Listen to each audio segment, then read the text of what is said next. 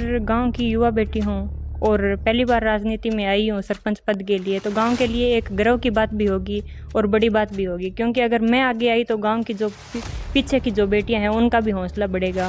वो हर क्षेत्र में जाती है लड़कियां आगे, खेल के क्षेत्र में, शिक्षा के क्षेत्र में। तो सरपंच बनेंगी तो गांव के लिए एक गर्व की बात है ये। राजनीति जो है बहुत भारी भरकम कार्य है, कितनी शिद्दत से आप संभालेंगे?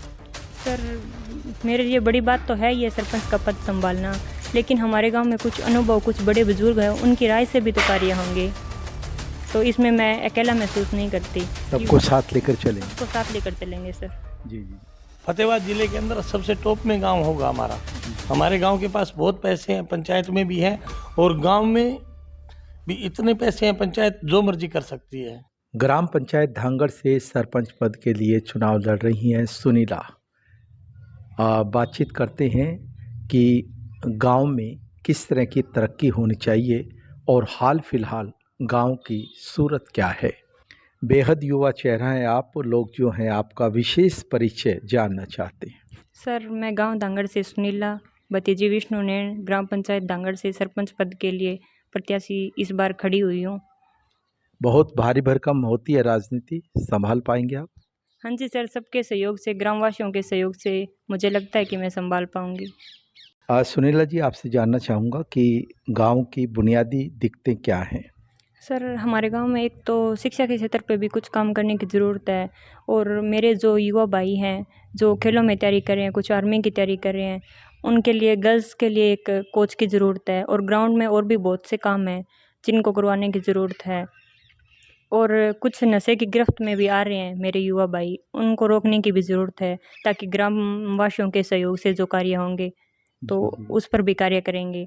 और हमारे गांव में एक जो मतलब 20-25 एज की जो लड़कियां जो तैयारी करती है गवर्नमेंट जॉब के लिए, सर कोचिंग के बाद उनको सिर्फ लाइब्रेरी के लिए शहर जाना पड़ता है, तो गांव में एक लाइब्रेरी होनी चाहिए। इस दिशा में आप काम करेंगे? हाँ जी सर, शिक्षा के क्षेत्र के लिए। और सर हमारे गांव में अभी जो 7th और 8th के जो बच्चे, मतलब आजकल शुरू से ही इंग्लिश मीडियम में जाते हैं बच्चे, तो जाहिर सी बात है +1 में भी कॉमर्स, नॉन मेडिकल या मेडिकल लेंगे। तो हमारा एक प्रयास ये भी रहेगा कि गांव में हो सका तो नॉन मेडिकल और मेडिकल कॉमर्स भी हो। जी जी। बहुत से युवा चेहरा जो है इस चुनावी समर में है। हाँ जी। कैसा लगता है कि युवा चेहरा जो है अब राजनीति की ज़मीन पे आगे बढ़ रहा है? सर गांव की युवा बेटी हूँ और पहली बार राजनीति में आई हूँ सरपंच पद के लिए, तो गांव के लिए एक गर्व की बात भी होगी और बड़ी बात भी होगी, क्योंकि अगर मैं आगे आई तो गांव की जो पीछे की जो बेटियां हैं उनका भी हौसला बढ़ेगा। वो हर क्षेत्र में जाती है लड़कियां आगे, खेल के क्षेत्र में, शिक्षा के क्षेत्र में। तो सरपंच बनेंगी तो गांव के लिए एक गर्व की बात है ये। आपकी जो हमजोली हैं, आपके जो साथ पढ़ती हैं, हाँ जी सर। वो आपसे किस तरह की बातें करती हैं? क्योंकि आप जो है चुनाव लड़ रही हैं, क्या वो कह रही हैं? सर मेरे जो साथ की लड़कियां हैं, जो अभी हम डोर टू डोर घर पे गए थे वोटों की अपील के लिए, जी जी जी। तो हम सबको पता लगा कि गांव है जो बेटियों का भी कितना सम्मान करता है, उनको भी बराबर हक देता है बेटों के, जी जी। कि चुनाव लड़ रही है बेटी, सरपंच बनेगी, इतना बड़ा पदभार संभालेगी, तो सभी लड़कियों के लिए गर्व की बात है। जी जी। राजनीति जो है बहुत भारी भरकम कार्य है, हाँ जी सर। कितनी शिद्दत से आप संभालेंगे? सर मेरे लिए बड़ी बात तो है ये सरपंच का पद संभालना, लेकिन हमारे गांव में कुछ अनुभव, कुछ बड़े बुजुर्ग हैं, उनकी राय से भी तो कार्य होंगे, तो इसमें मैं अकेला महसूस नहीं करती। सबको साथ लेकर चलेंगे? सबको साथ लेकर चलेंगे सर। जी जी जी। आप क्या कहना चाहेंगे? आपकी बिटिया जो है चुनावी समर में है। ऐसा है जी, हमारी बिटिया चुनाव लड़ रही है, पढ़ी लिखी बिटिया है और पूरे गांव का सहयोग होगा। हमारे गांव में बहुत सी कमियां हैं जो नहीं हुई अभी तक, वो हमें देखना है, वो करेंगे। जैसे मेन मुद्दे हैं हमारे गांव में, एक अड्डा रोडी है, उसके अंदर आप 2 मिनट से ज़्यादा रुक नहीं सकते, बैठना तो बहुत दूर की बात है। वहाँ पे जो इतने लोग तंग हैं हद से ज़्यादा, और साफ सफाई पे तो देना बहुत ज़्यादा ज़रूरी है। अभी जो हमारे ग्राउंड में बच्चे हैं और जो बूढ़े बुजुर्ग हैं उनके लिए भी हम कोई मतलब अलग से बनाएंगे। जैसे हमारे ग्रुप में महिलाएं हैं, आशा वर्कर वगैरह है, उनको आज कहीं मीटिंग करते हैं, कल कहीं करते हैं, परसों किसी के घर।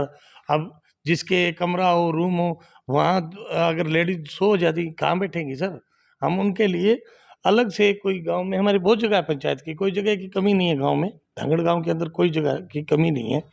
हम उनके बढ़िया मॉल बनाएंगे वहाँ, और उसके साथ कोई भी मतलब हो सकता है हम सबसे पहले कोशिश करेंगे सरकारी बैंक हो हमारे गांव में उनके लिए सुविधा के तौर पे, जो ग्रुप से जुड़े हैं। नहीं तो हम प्राइवेट कोई भी बैंक हो, हम एक बैंक लेके आएंगे गांव में।